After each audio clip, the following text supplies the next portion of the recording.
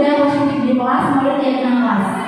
Bersama saya Nurara merupakan calon guru dan angkatan 7 yang berasal dari SDN Kebaran Bawah. Hari ini saya hanya ingin berbagi saja, kita sharing saja ya Ibu Bapak, karena saya yakin Ibu Bapak di sini jauh lebih mengetahui daripada saya. Apalagi dari segi usia semuanya senior, tapi ada bedanya.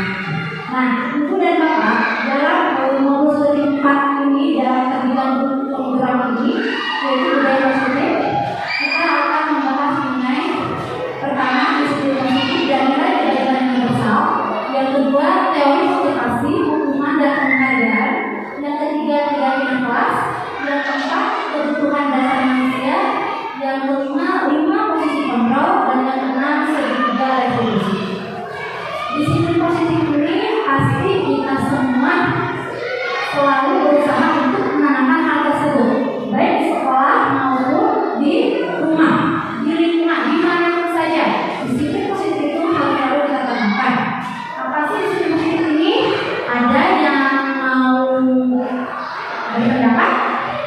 Coba kami apa itu disiplin positif?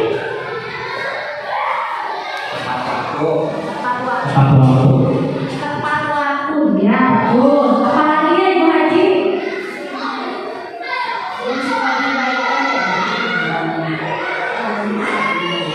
Misalnya kalau masih masuk sekolah, yang ini sekolah,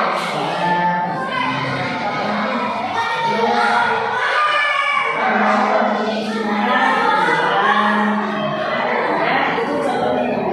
Baik, betul ya. Tadi menurut kami dan Ibu Haji sebetulnya salah satunya adalah tepat waktu di sekolah, sesuai dengan adanya peraturan dan biasanya aturan. Nah, sekarang kita lihat disiplin positif ini yaitu merupakan pendekatan mendidik anak untuk melakukan kontrol diri dan pembentukan kepercayaan diri. Jadi pendekatan mendidik anak ini tanpa adanya ancaman, tanpa adanya hukuman, dan tanpa ada keterpaksaan.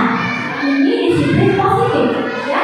Nah, disiplin positif ini ada hal-hal dalamnya apa itu? Kesepakatan dan peraturan yang dijalankan dengan konsisten serta pengendalian emosi yang baik. Seperti halnya sekolah kita ya Ibu dan Bapak, ada peraturan, ada tata tertib. Tetapi apakah peraturan itu merupakan kesepakatan antara kita dengan peserta didik atau hanya sebelah pihak dari kita aja sebagai pendidik tanpa melibatkan peserta didik? Ya, tapi ya betul ya, tapi pengalaman saya dari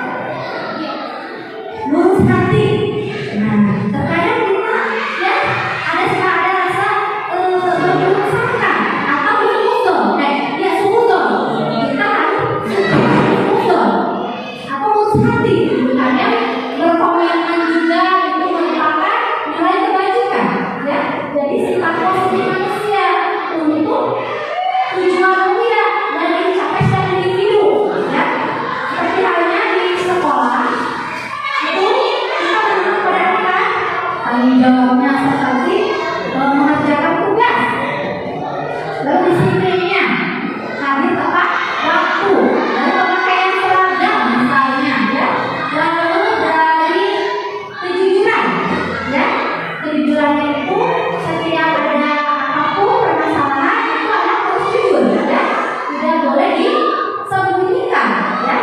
Tapi terkadang ketika tadi motivasinya, ya, maka dari dalam itu juga tujuan itu akan lebih banyak dengan suatu ketidakjujuran, ya. Iya betul, tidak menyontek dalam ulangan, ya, itu juga suatu kejujuran. Itu. Nah, lalu nilai pelajarannya kan banyak, tetapi pemerintah kita ini dengan adanya kurikulum merdeka, mereka ini ingin mencapai yang namanya 5P, program penguatan profil pelajar Pancasila. Nah, ke-6 inilah ini merupakan yang ingin dicapai oleh pemerintah kita untuk generasi di negara kita ini, ya. Yang pertama, bagaimana bertanggung jawab pada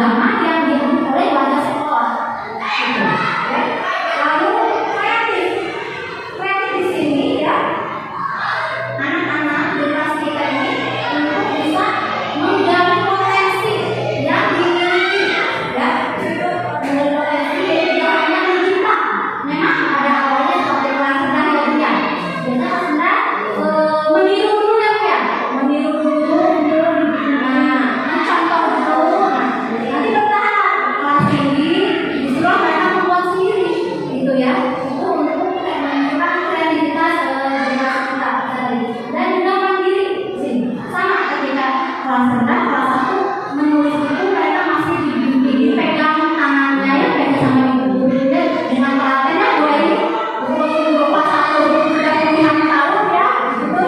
Nah lalu kita tanamkan kembali kepada anak, terutama supaya mereka itu menjadi generasi atau orang yang memang bisa berdiri kaki sendiri dan mempunyai percaya diri. Ketika kita punya iman diri, berarti punya rasa percaya diri, ya seperti itu. Nah ini yang kita bagikan. Lalu nanti teori motivasi yang tadi, ya. Di sini menurut Diane Goffin, Diane ini menyimpulkan, mengungkapkan ada 3 teori motivasi yang melatar belakangnya atau mendorong seseorang untuk berperilaku. Yang pertama untuk menghindari kejahatan atau hukuman. Saya akui, jujur, kadang-kadang saya itu karena takut menjadi tidak nyaman suasana, kita berbuat seperti itu, misalnya, atau menghindari hukuman. Ya, nah ini merupakan yang sering terjadi motivasi di bawahnya. Yang paling penting motivasi, ya, motivasi hanya karena menghindari tidak nyaman. Ya, dan memang pasti masih ada orang yang melakukan ya, karena tidak enak ke ibu itu, tidak enak ke sana ke sini. Pasti kita ini melakukan hal itu karena kita menghindari apa hubungan. Misalkan di sekolah anak-anak ketika di kelasnya itu ibu gurunya ada aturan bagi yang tidak membuat PR harus membersihkan WC misalnya. Akhirnya anak itu membuat PR itu karena apa? Takut adanya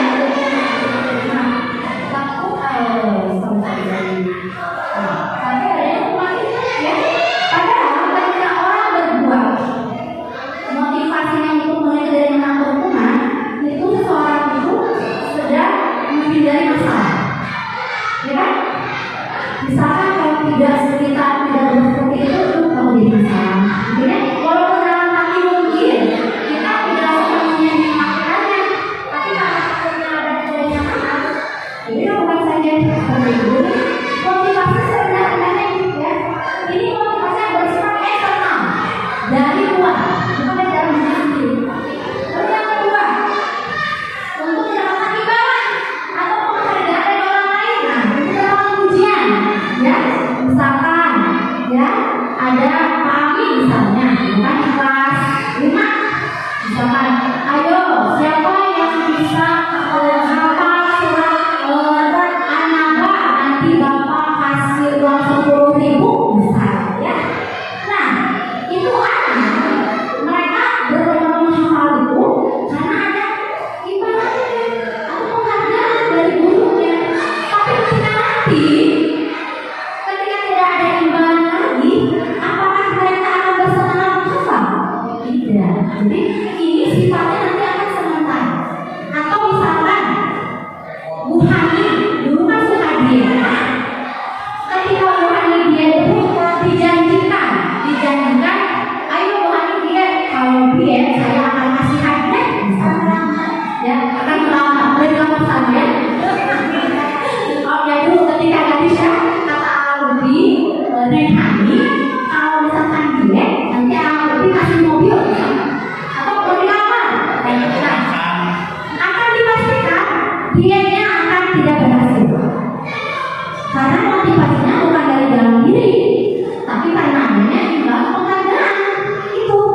Atau yang berhenti merokok, misalnya Pak Wahyu, kan Pak Wahyu merokok nih, kata istrinya teh, ayah berhenti merokok, nanti ibu ganti motor yang baru misalnya.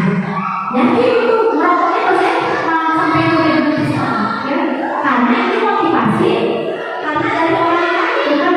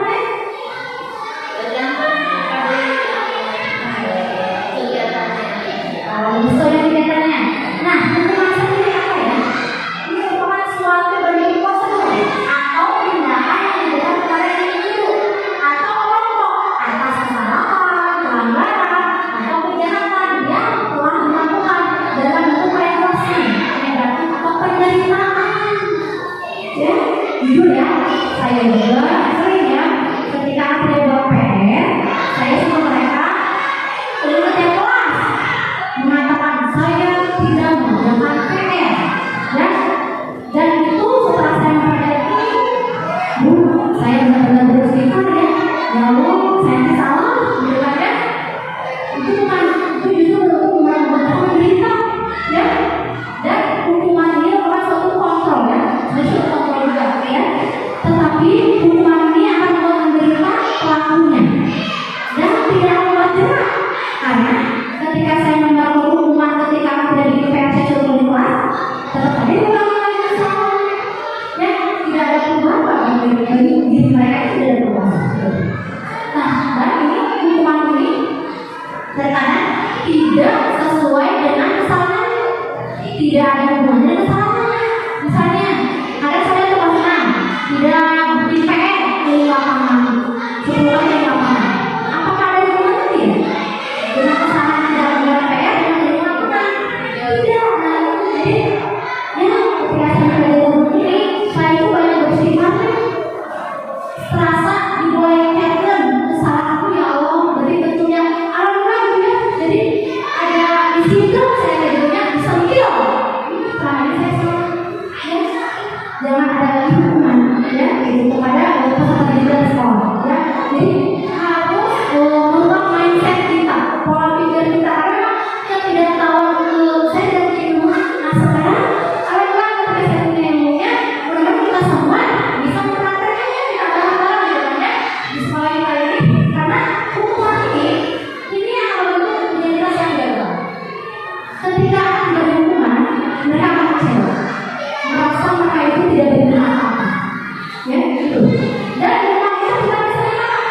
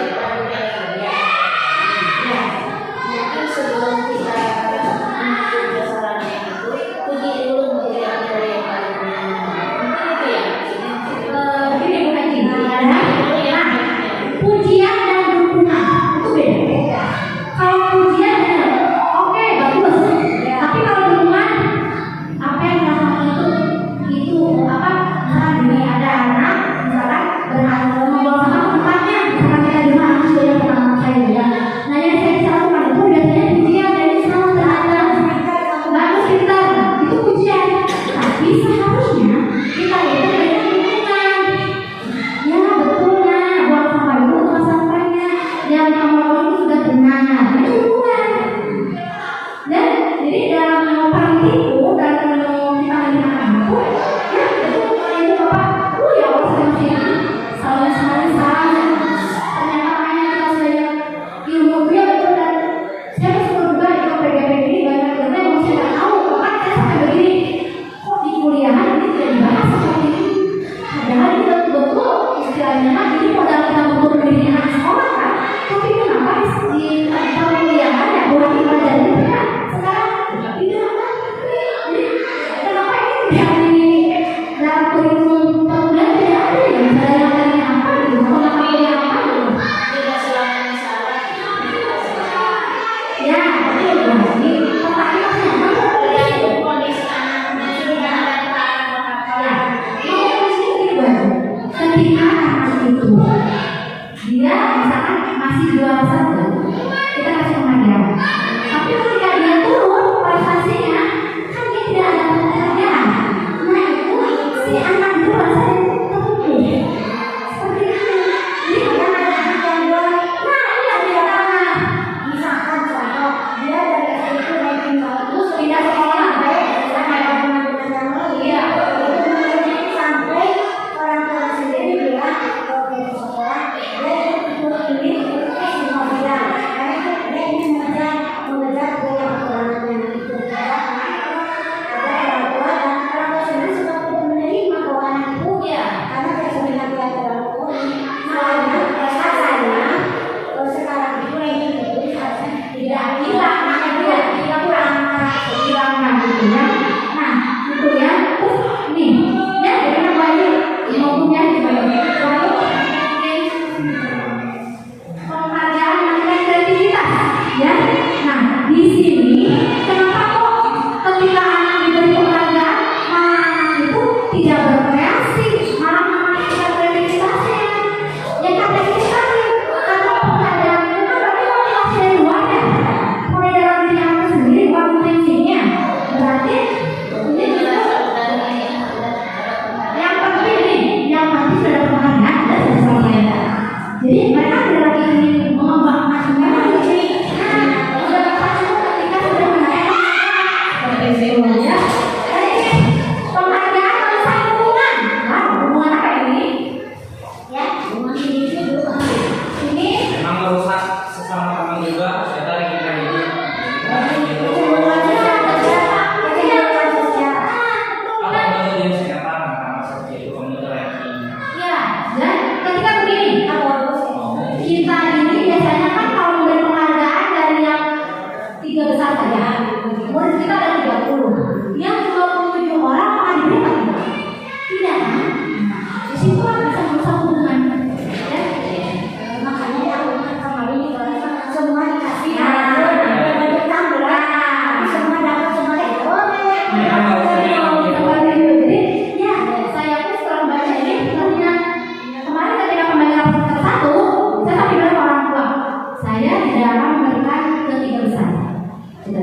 Kalau karena ternyata setelah saya pelajari pengalaman hubungan nah setelah saya tahu ilmunya saya ingin mempraktekannya gitu. Jadi saya katakan pada orang tua untuk 3 besar sama tidak ada Guru saja yang tahu ya.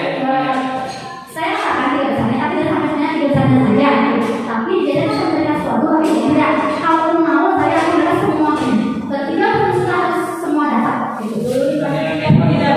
Oh iya karena ternyata Tapi kalau kalau misalnya tetap misalnya yang tidak besar itu dikasih penghargaan, tapi dia yang juga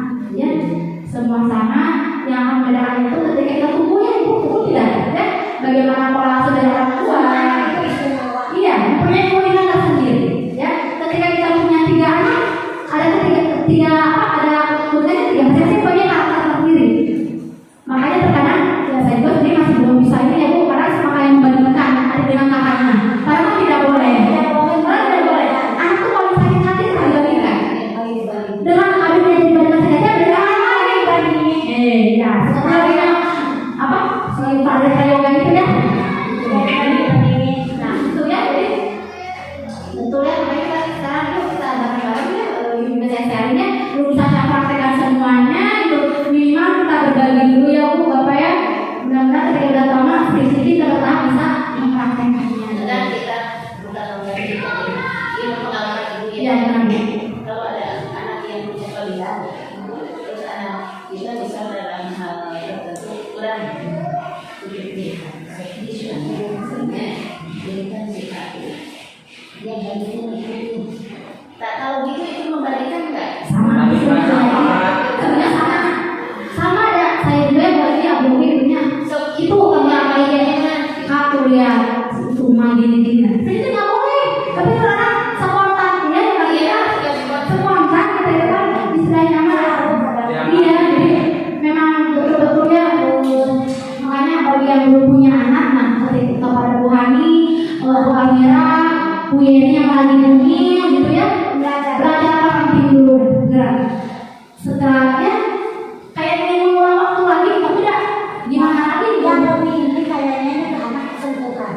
iya Saya lebih itu efektif sentuhan. Physical touch. Anak ketika ditelan sentuhan kepala, nah itulah Langsung. daripada kita kasih reward yang lain, kita kasih sentuhan itu merupakan lebih dekat chemistry-nya itu lebih dekat. Ya betul ya. Kalau untuk anak kelas 11 sentuhan yang perlu kan bisa kita lakukan dengan anak ya tapi untuk kelas tinggi saya nggak mungkin ngomong anak laki ya karena anak banyak beda iya apalagi zaman sekarang dengan zaman kita dulu ya anak zaman sekarang itu tingkat hormonnya itu berkembang cepat ya takutnya ketika kita memeluk kita dulu perempuan murid kita laki-laki kelas tinggi kelas 5 ketika kita gimana gitu kan ya nah takutnya jadi maksudnya akhirnya paling enggak kalau anak-anak laki-laki sentuhan kepala pundak ya itu mendengar itu kepercayaan sangat tinggi gitu tapi kalau anak perempuan saya selalu ngomong kepada mereka sama gitu ya tapi kalau anak laki boleh bebas ya ngomong sentuh juga boleh dan rasa itu karena ini hidung pasti ya itu mah reward yang buat dunia yang itu pahalanya sangat tinggi Bu. Ya betul ya tapi kalau juga ada Egi kalau masih insan sih walaupun mau disentuh silakan. nah ini untuk penghargaan Bu ternyata berarti ya untuk depannya kita PR kita ya kita berarti penghargaan itu bukan penghargaan yang kita berikan ya tapi dukungan pujian itu kurang tepat gitu tapi dukungan seperti yang begini ketika motivasi anak bisa membaca ya di kelas 1 ya berarti ketika anak lagi bergembira dia menyadari oh saya tidak bisa baca lalu kita puji bagus kan kamu bisa baca hebat ya tapi itu ternyata dalam kejiwaan ternyata anak itu malah jadi kesal jadi seperti itu ya dia itu lagi bergembira dengan kemampuan dia sendiri dia pakai sadar diri menyadari oh dia itu udah bisa tapi ketika kita langsung iya kamu hebat ya pintar ya justru itu malah jadi bikin down katanya seperti itu ya makanya ya Juga sebenarnya gimana biar kalau kita Atau ini mungkin dukungan ketika anak baru. Nah sekarang ibu ternyata tambah ini baca yang ini tambah yang ini itu ya dukungan bisa dulu misalnya coba baca level ini. ya kita tingkat nanti ya kemampuannya seperti itu ya bisa gitu terima kasih Bu ya lalu ya setelah penghargaan nah ini kan kita tadi hukuman masih salah juga ya penghargaan juga masih salah juga kepada anak jadi harus apa dong kita berikan pada anak gitu kan nah ini adanya restitusi menurut dosen restitusi adalah proses menciptakan kondisi bagi murid untuk memperbaiki kesalahan mereka sehingga mereka bisa kembali pada kelompok mereka dengan harta yang lebih kuat. Ini ya restitusi ini ya jadi yang paling bisa kita lakukan adalah restitusi karena hukuman tadi membentuk tugasnya gagal. Penghargaan pun itu malah merusak hubungan ya. Lalu ini restitusi ini akan membentuk identitas yang sukses seperti ini ya. Ketika anak misalkan di kelasnya ada anak yang mencuri temannya sampai nangis temannya itu kan kita kan suka panggil dia yang nyubitnya itu suka gini kamu nggak boleh nyubit itu kan suka gitu ya nah, itu tidak boleh justru ketika anak berbuat salah itu kita tanya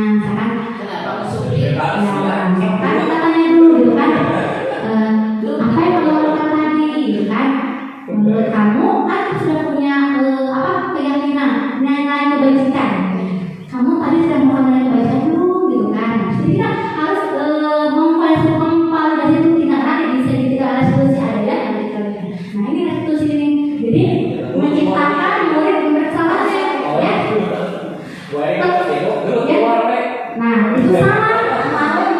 Itu salah, ya Pak, kurang tepat gitu kan? Karena memang ketidaktahuan kita ilmunya ya. Mudah-mudahan kedepannya kita bisa memperbaiki segalanya ya. Nah tujuannya apa sih? Bukan pikiran nih. Bagaimana? Kan kamu nyubit si A. Tapi lagi, Sampai kamu nyubit sendiri. Sakit tadi nyubit. Kalau itu kalau bersin kan sakit bu, dalam tidak kali-kalinya gitu. Bukan karena sama kamu. kita belum mengembalikan mereka kepada kelompok mereka. Itu belum ya. Nah ini memiliki tujuan disiplin positif dan memulihkan diri setelah berbuat salah ya. Kalau restitusinya berjalan, insya Allah anak itu tidak akan mengulangi perbuatannya katanya. Jadi kan kita ikhtiar kita usaha kita ya seperti itu. Dan restitusi juga menguntungkan korban dan juga menguntungkan orang yang berbuat salah. Ini menurut teori kontrol dari William Glasser, yaitu teori menang-menang. Biasanya ketika ada dua anak yang berantem, anak yang cubit, dan yang cubit, ya Bu. Ketika kita hanya, ayo yang cubit mau minta maaf, sebelah itu menang-menang posisinya. Yang menang itu kan dicubitnya kan, yang kalah yang cubitnya. Itu teori kontrol apa yang menang kalah ya. Tetapi, ketika kita menggunakan restitusi, ini teori kontrol itu menang-menang.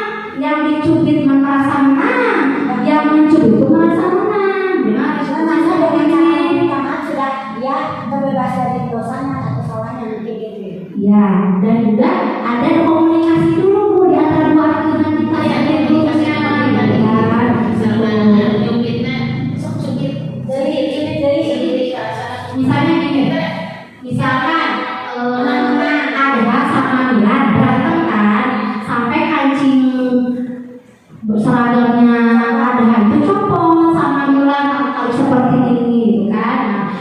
Nah, pasti sama kita dipanggil ke kantor ya, anak berdua itu kita tanya kenapa seperti itu gitu kan. Ya udah lulus, emosi kan? Iya, kita dalam emosinya. Lalu kan Milan yang copot kancingnya, kita tanya Milan untuk memperbaiki kesalahan ini coba akan kamu lakukan. Jadi bukan kita yang kena memberi idenya Bu, suruh yang melakukan itu dia pikir ketika dia bersalah harus bagaimana itu Harus bagaimana? harus ada sendiri. iya kita melakukan kesalahan itu ya untuk memperbaiki kesalahan yang dia perbuat seperti itu ya. Ya, Bu, kancing bajunya lepas, berarti harus dipasangin lagi, gitu kan? Sama dipasangin, pakai lem saja misalkan. Ya, nanti coba lagi. Nanti mamanya nanya, kenapa itu cuma seragamnya, gitu kan? Atau gimana tuh Bu, misalkan? Ya dijahit, aku kan nggak bisa ngejahit, misalkan. Yuk, Ibu aja yang ngejahit pasang kancingnya. Itu jadi di situ ada dua keuntungan ya, ketika anak bisa memperbaiki kesalahannya dengan kesadaran diri sendiri dan juga dapat keahlian ngajahit kancing aja itu. Nah seperti itu ya, restitusi itu seperti itu ya. Jadi menang-menang, jadi tidak ada menang kalah. Jadi korbannya juga kan kalau biasanya sekarang ya, saya pribadi ya, saya masih menang kalah. Yang korban menang, yang tersangkanya kalah gitu kan. Nah kalau nanti dengan restitusi ini menguntungkan dua-duanya, pelaku untung, korban pun untung seperti itu ya.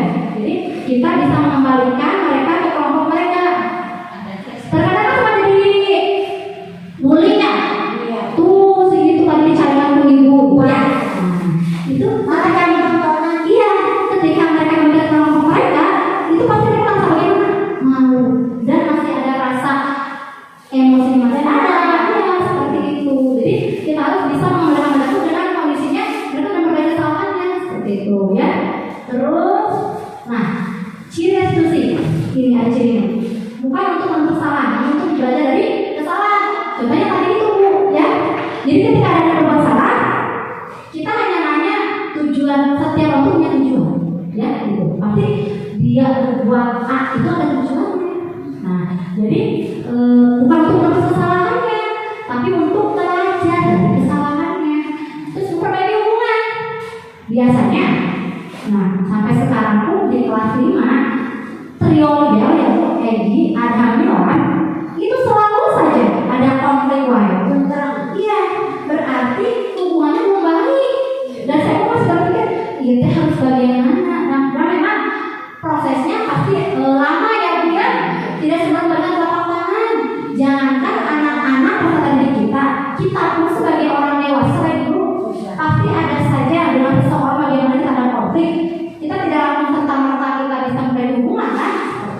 ya apalagi anak-anak butuh proses.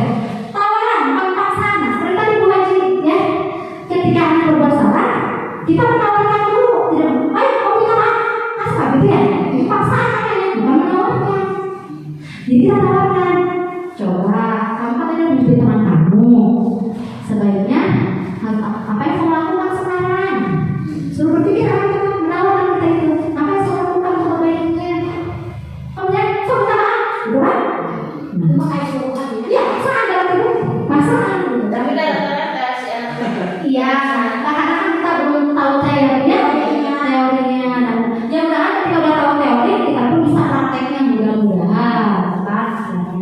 Lalu menuntut untuk melihat dalam dirinya, ya, dalam dirinya dari nilai-nilai kebajikan tadi, ya, ada kesepakatan di dalam kelas, makanya nanti di keyakinan kelas bukan, misalkan bermain bola pada saat olahraga atau mengembalikan lagi benda ke tempatnya.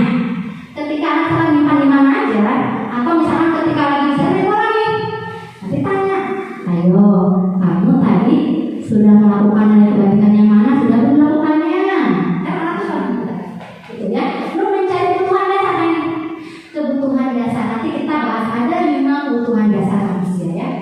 Terus fokus pada karakter, bukan tindakan. Nah, ini ketika anak sudah bisa berpikir, oh Bu, saya harus menempelkan lagi kancing ada dari kata Mira. Itu kan berarti kita lalu kata dia mau dan menjadi kesalahannya, atau dia mau tanggung jawabnya, ya kan seperti itu. Dan setelah dia karakternya berarti ketindakannya. Terus menguatkan, jadi menguatkan anak yang bersalah. Ternyata ketika dia bersalah, bukan kita tambah down mentalnya, tambah kita turun mentalnya, bukan. Tapi kita harus kuatkan. Istilahnya gini, ya tidak apa-apa. Setiap manusia pasti pernah berbuat salah. Itu kan setidaknya itu menguatkan. Ketika kita berbuat salah, tapi ketika ada orang yang ya nah itu ya jadi tidak tambah down mentalnya gitu. Itu menguatkan. Terus mengembalikan mereka ke salah mereka tadi itu ya. Gabung lagi dari Iya, terus ketika mereka balik di kelompoknya, mereka itu sudah menjadi pribadi yang lebih baik, ya kan? Kalau sekarang kan anak-anak kan masih ada emosi terkadang, ya sampai saja masih dimantukan. kayak sih itu dirasa sama kayak gitu apa yang ada penyimpangan seperti itu. Nah, Karena itu kan di luar dari iya, itu faktor dari orang tua bisa, ya. Bukan itu tidak ada faktor seperti apa.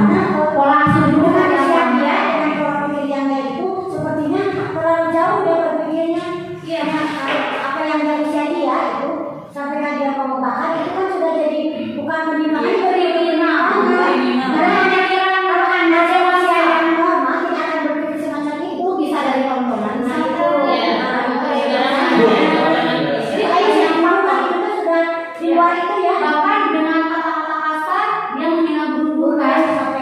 Awal dengan dia kesadaran dia sendiri kan misalnya itu tidak mungkin dia ketika mungkin kalau orang di bawah alkohol pengaruh alkohol wajar kita meracau mana aja, tapi ketika kami jual saya itu kan memang sadar anaknya itu kan tidak terpengaruh apa-apa kan yang tapi Makanya di luar dari kalau di sini saya wajar dan saya usia dia itu kalau misalkan masih dia masih kita jadi harus kita diteliti ya Bu. Nah, itu PR besar ya. itu lebih PR besar kita ya.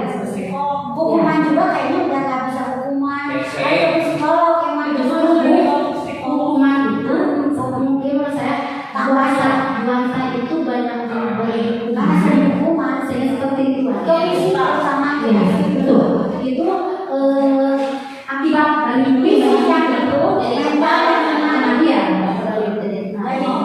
ya sedikit lagi ya Bapak ya keyakinan kelas nih keyakinan kelas ini adalah sesuatu yang diyakini bersama yang berasal dari penyatuan pikiran untuk menjadi nilai-nilai kebaikan untuk diturunkan ke kelas ya bisa juga keyakinan sekolah. Nah kemarin ya saya itu dengan siswa kelas 5 sudah membuat keyakinan kelas. Nanti silakan ibu di kelas sesuai kelasnya sama-sama dengan siswa membuat keyakinan kelas. Jadi kita kembali pada anak. Kenapa tidak peraturan tapi keyakinan kelas? Karena kalau peraturan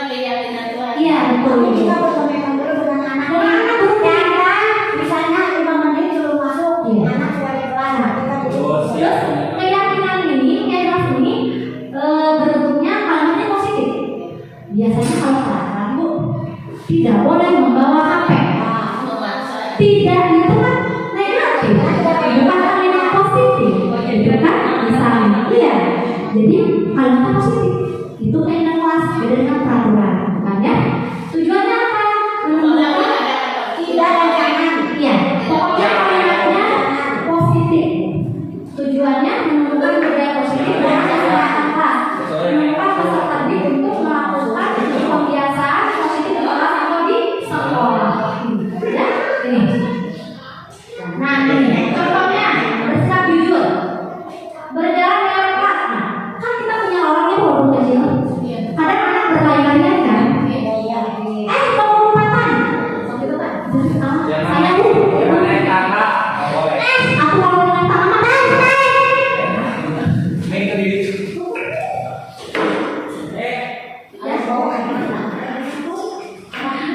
kalau tidak boleh naik tangga, Pak Ami nanti kakinya nggak bisa masuk kelas. Belajar dari mana? Kamu kan di mana? Itu naik tangga ya. Nah, berjalan dalam kelas. Artinya kita oh ya, saya berjalan lebih makan di orang kan siapa, gitu kan? Terus bermain bola pada jam olahraga. Bukan dengan tidak bermain bola pada jam istirahat. Itu kan tidak, ya. Jadi hadir tepat waktu, senantiasa menjadi diri terbaik, ya. Ini hasilnya memang anak-anak kemarin ada yang pakai spidol, ada yang pakai bed dan terlihat ya. Jadi ini nilai-nilai kebaikan di dalamnya. Itu nilai kebaikan disiplin, tanggung jawab, bersih hati, kejujuran itu bisa kita dalam kegiatan kelas ya. Ini, nah ini ya, mari.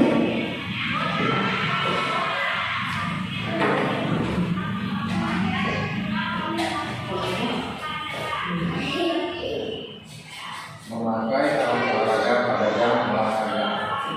Ya, pakai olahraga. Ya, itu juga ya. Nah, ini kemarin ketika di kelas 5 ya. Jadi anaknya dikelompokkan ya, Ibu Bapak. Setelah dikelompokkan, mereka selalu berdiskusi. Kelompoknya itu nilai kebalikannya itu, misalkan apa yang akan mereka tuliskan, ya. Misalnya mengerjakan mengumpulkan tugas dengan tepat waktu, belajar dengan tertib, atau mendengarkan ibu bapak guru di kelas, seperti itu. Lalu ditempel, ya. Nanti akan ditempel di tembok ya, seperti itu. Iya, bisa dengan sopan, mengembalikan benda ke tempatnya, misalkan buku ya itu. Lalu mengucapkan salam dan menyapa guru ketika bertemu, gitu kan? Itu contoh-contoh kalimat, iya, meminta maaf ketika salah, gitu kan?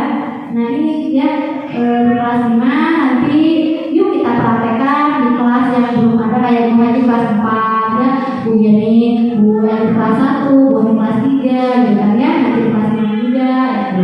Jadi nah ini setiap hari kita ingatkan ya kelasnya dan kita pantang di tembok supaya anak selalu teringatkan seperti itu ya. Nah Yang ini untuk kan kelas 1 bisa ditulis gitu apa sama gurunya? ya mungkin tulisannya sama gurunya, tapi kan bisa dari secara lisan. Secara lisan kata satu misalkan ibu misalkan bawa buku sesuai jadwal misalnya, itu kan bisa ya. Pakai seragam sesuai jadwalnya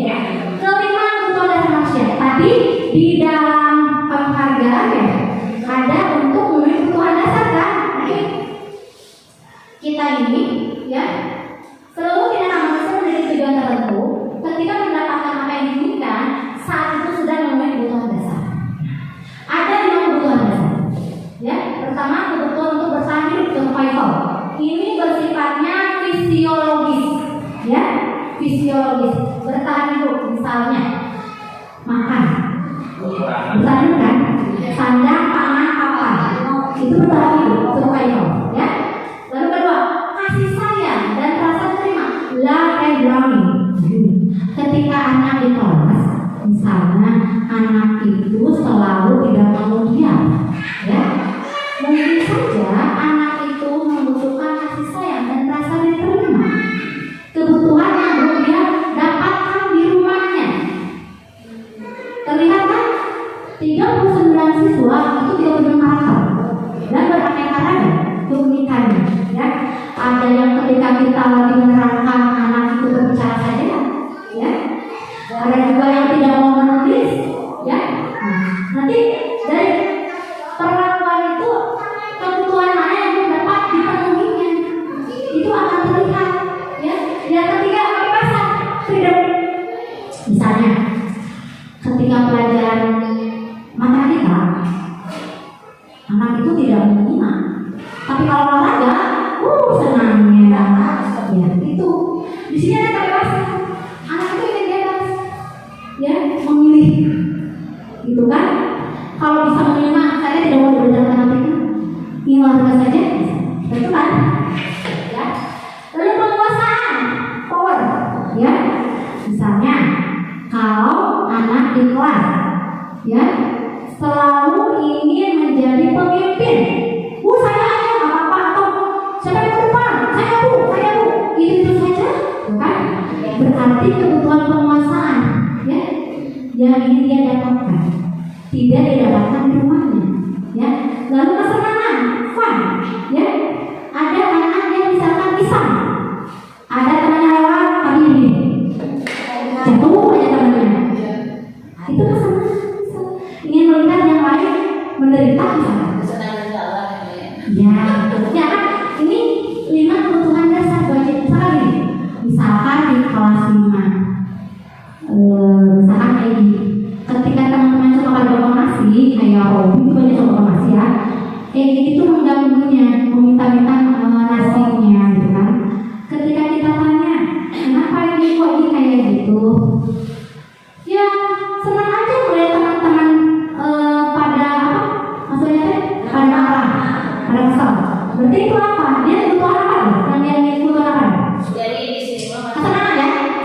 Apa lagi nih? dasar Dan akunya kalau mau nasi tuh, jadi udah aku ngerebut punya tangan. Kebutuhan apa tuh? Yang mana? Yang mana ya? Survival, bertahan hidup kan? Dia lupa, dia ngasih makan nasi sama mamanya, gitu kan? jadi Lalu maksudnya di sini mah pun dari motor Kenapa? 5 kebutuhan dasar manusia itu kesenangan yang positif mungkin ya. Bukan positif saja, Bu. ada yang Ada yang dibutuhkan oleh orang manusia, 5 kebutuhan dasar manusia. Di sini maksudnya kesenangan. Ini Bu Haji, setiap positifnya aja itu maksudnya. tidak. Kebebasan itu ada yang negatif, ada. Karena kita manusia ada posisi negatif positif, tidak mungkin kalau positif, Bu Haji. Ya, jadi ingatnya 5 kebutuhan dasar lagi. Ketika kita manusia itu berperilaku, bertindak, berbuat, itu tindakan itu untuk memenuhi kebutuhan dasar kita. Apa ini yang kita butuhkan? Contohnya tadi ketika Egi mengambil nasi bakal temannya, ketika kita tanya dulu, ini kenapa? Dah punya lapar Bu, mama nggak bakal nafsu makan. Berarti kebutuhan apa yang dia rasa? Kebutuhan itu, kan?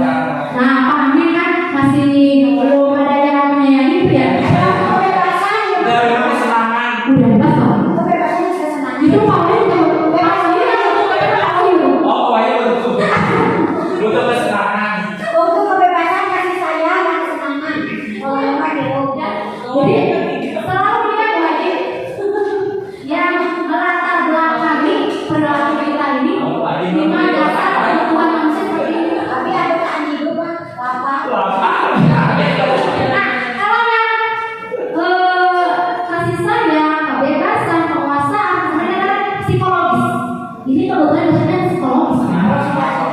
Jadi yang kasih sayang, kebebasan, penguasaan, senang, ini kebutuhan cuma psikologis. Kalau sudah benar ini harus. Iya, psikologis. Iya, fisik lah Bu ya. Tapi kalau yang kedua sampai kelima, ini kebutuhannya bersifatnya psikologis. Psikologis. Aku butuh kasih sayang. Betul ya? Akan berbeda dengan kasih sayang. Ketika anak, misalnya dibahas nih, anak itu selalu tidak mau diam, ya. Cara perhatian pada kita, ya. Terus kita ketahui anak itu di rumah orang tuanya sih, dia butuh apa? Aku si Pani mah lulus, aku si Kasih sayang dan rasa diterima itu, karena di rumah dia tidak mendapatkan rasa itu, kebutuhan itu, seperti itu. Makanya memang kita harus betul-betul iya, jadi apalagi sulit Bu, karena kita tuh menjadinya apa? Menjadi orang itu, menjadi ibu. Kalau kamu tuh gampang, kalau kita sama mati aja cabut, udah jadi ya gitu. hari orang harus kesel-kesel dan terus itu orang Nah, ini ya kebutuhan dasar manusia. Lalu, nah ini 5 posisi kontrol Bu. Kita akan bicara teori kontrol Bu. Ada dengan hubungan, penghargaan, dan restitusi. Ya, nah ini 5 posisi kontrol kita ini. Pertama penghukum. Nah, ini berupa hubungan fisik dan verbal. Misalkan, Hafid Basna. Ya, tapi kamu tuh main. Nah, itu berarti Pak Ali harus menghukum. Soalnya dia dicari kan, di tugas SMP, orang izin kan itu cicing semuanya. Ya, tapi itu suatu saat nanti takutnya anak itu benda. Itu bisa dikasih. Apalagi usia dia sudah besar, mungkin beda dengan anaknya pas rendah. Tapi kalau misalnya fisik, kita main fisik, takutnya dia sakit hati dendam atau seperti itu ya. Nah ini penghukum ya. Atau misalkan ketika dulu ya, ketika SMP SMA kan suka lebih beda dengan SD gitu kan ya. Terlambat bersihkan WC atau dijemur di mata kan di lapangan. Ini kan rame ya, kalau tidur pacarannya telat, merah gitu sampai 1 jam misalkan. Nah itu kan berarti posisi kontrolnya di penghukum di nomor 1 gitu. Apakah efektif? tapi kenapa ya dengan dulu itu beda ya. Dulu dengan dihukum semacam itu anak cerak. Betul. Itu anak merasa Beda situasi. mungkin karena situasi itu. Dulu Perkembangan teknologi, lingkungan dan pola itu pikir kan juga. anak melihatnya bukan hanya di sekolah, di rumah, contohnya juga mungkin itu ya. Pola asuh juga Bu. Dulu saya ingat ketika ada yang nggak bikin PR, ketika SD gitu, saya nggak bikin PR, berdiri Bu di depan begini di cewek kakinya begini. Saya bilang oke kan lurus. Saya bisa membagiannya di situ mungkin ada. Lalu ketika disuruh mengerjakan soal matematika, tidak bisa Bu, itu si jidat itu dijedotin Bu, papan tulis. Soalnya juga tuh. Ada apa yang dilempar pakai kapur bisa? Nah, ya itu ya. Kalau buku panjang diceprek. Kalau anak sekarang bukunya panjang segini. Ya, gitu. Ya, tapi memang hukuman itu kan tadi membantu dinas gagal. Ya, sudah kita sepakati. Hukuman itu membantu dinas gagal. Ya, ini menghukum. Lalu kedua, pengeluaran rasa bersalah. Ya, biasanya begini. Ya, penilaian buruk pada diri sendiri tidak berharga mengecewakan sekitarnya. Mempermalukan anak ya nggak boleh. Ya, begini. Dihukum, susah tidur. Oh, kamu kayak gitu, kan? Apa? Ini cuma besar. Kamu itu sudah mencerahkan nama baik sekolah. Itu kan rasa bersalah kan? Iya, seperti itu. Jadi membuat down mental anak sampai dia tuh buruk pada diri sendiri dan merasa tidak berharga dan dia kecewa pada orang sekitarnya. Dan yang seperti ini anak tidak akan bisa kembali kepada rohnya lagi Bu. Jadi menutup diri. Iya, kecewa dari dirinya gitu. Dia tuh telah mengecewakan orang sekitarnya. Dia tuh kan malu Kita lagi. merasa tidak berguna. Nah,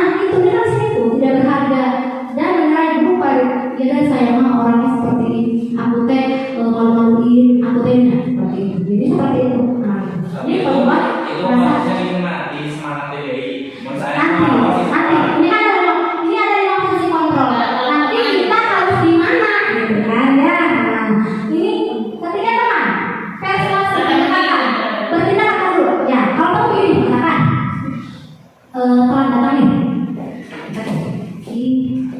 Ada sama cewek ibu, masih ada itu. Ibu dan saya mau belajar. Itu kayak teman kan? Ya. Jadi tapi nanti anak itu bertindak itu karena ingin menyenangkan guru, bukan dari dalam diri sendiri. Tapi ketika nanti gurunya tidak memihak dia, guru menyalahkan dia, dia kecewa pada gurunya itu. Si itu sekarang gitu ke aku, kenapa ibu nggak bilang aku? Ini ketika kita posisi sebagai teman, gitu, ya. Lalu pemantau bertanggung jawab mengawasi dan catatan. Kalau pemantau, guru ini akan berperilaku sesuai aturan yang ada. Dia semua catatan.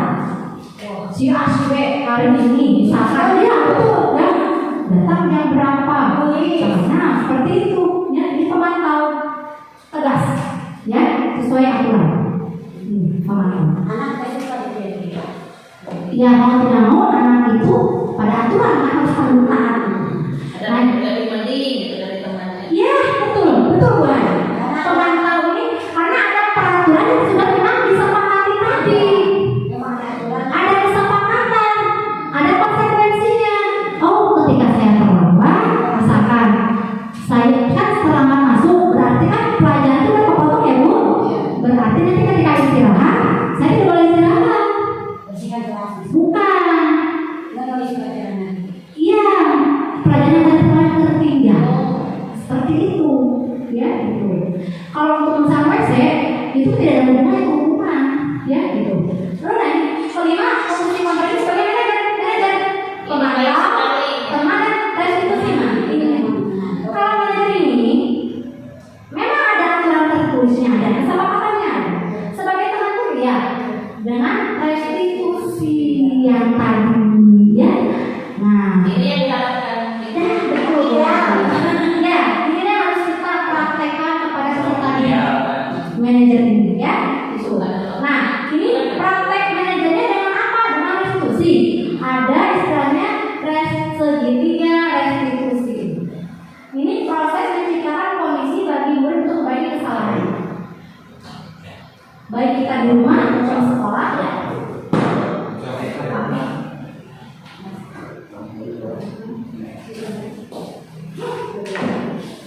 Udah selesai sebenarnya. Videonya Dia sudah berlaku.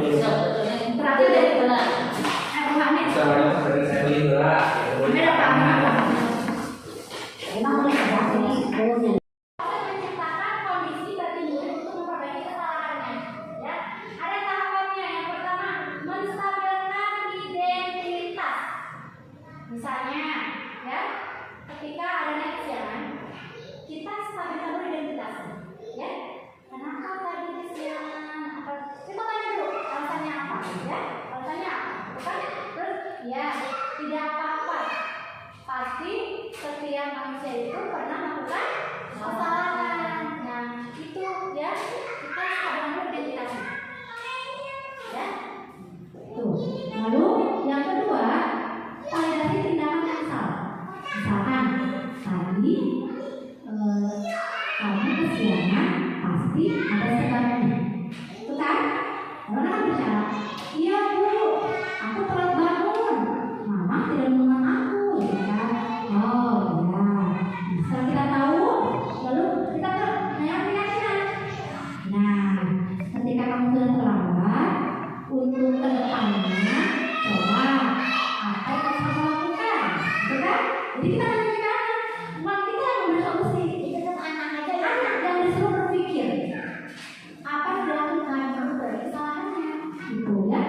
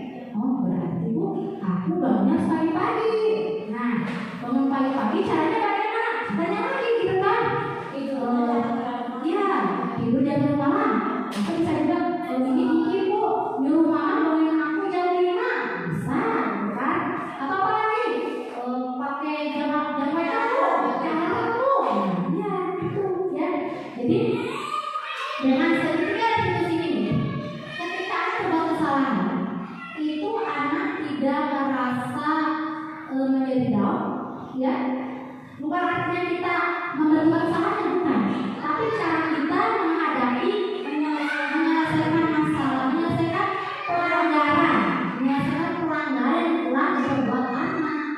Karena dengan begini, ini kita akan bisa mengembalikan anak kepada pokoknya. Dan motivasi yang muncul itu merupakan dari intrinsik, dari sendiri. Kan dia bilang, oh ya bu, minta kamu bangunin, pakai jam alarm, kan? Nah itu dari anak, dari diri sendiri seperti itu. Ini untuk segitiga sisi.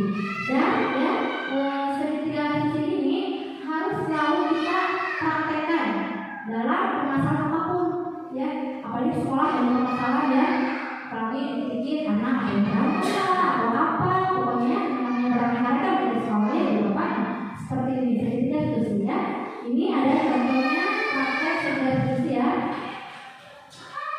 Ini ceritanya Ratu Terlayar ya. Nah di sini segitiga sisi ya. Soalnya orang bahasa nah tadi kita tanyanya berdua ketika tidak ada orang ya sampai jadi tontonan teman-teman yang lain bukan itu menyenangkan. Ini ketika kita jam istirahat misalkan atau jam pulang kita tanya dari anaknya bukan ya. Ini ketika diskusinya seperti ini. Tadi ya semangat ya anak ketika kita hadapinya enak mereka merasa bersemangat untuk aku berbagi kesalahannya gitu kan, tidak down mentalnya tuh ya. Ketika di sini ya mungkin ibu bapak ini berbaginya dan saya mudah-mudahan ada manfaatnya. Saya ucapkan terima kasih atas perhatiannya dan mau meluangkan waktu ibu bapak ya untuk mendengarkan apa yang telah saya dapatkan di Ngobrol Sudah Jadi Tempat tentang budaya positif.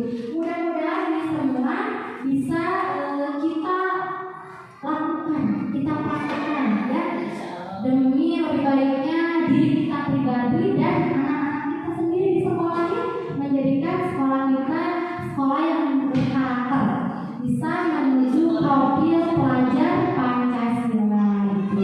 Terima kasih. Wassalamualaikum warahmatullahi wabarakatuh.